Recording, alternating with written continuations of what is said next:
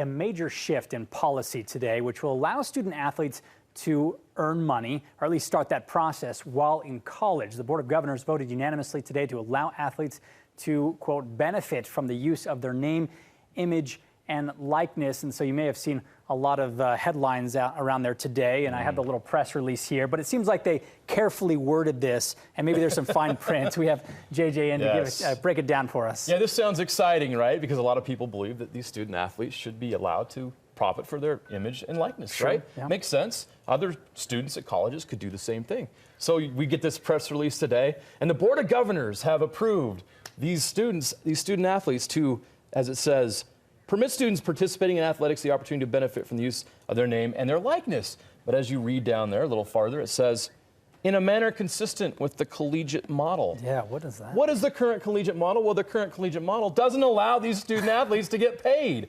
So I think this is just the NCAA trying to temporarily, I guess, get everybody to say, okay, they're doing something. It's an appeasement. That's a really good word for an appeasement, until they figure out exactly what they want to do, because they've come out and said, okay, now we got to go to Division I, Division II, and Division III and talk to all our athletic directors and everybody else to try to figure out exactly how we're going to implement this and how this is going to be structured and how this is going to be policed, right? So there's still a lot of unknowns about this. I guess it's positive in the sense that the NCAA has, which is reactionary. This is a very reactionary move by them because so many states are doing something about this.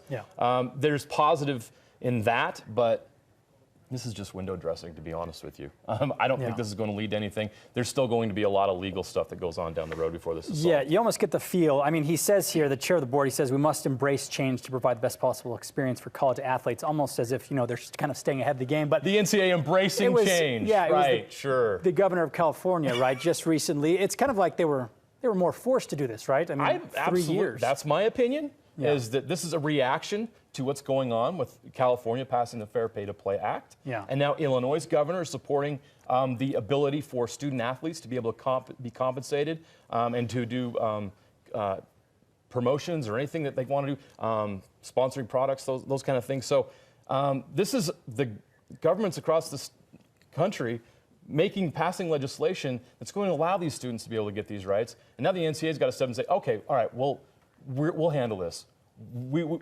Basically, this is them trying to control the situation when they're losing control of the situation because the states are passing these laws. Yeah, so eventually we could see impacts here in Utah. Oh, absolutely. I think something's going to happen here, whether the NCAA finally decides to change their laws or the states compel the NCAA to follow through with this. It's going to have impact everywhere, and here in Utah as well, because there's a lot of, look, Utah sports are very popular.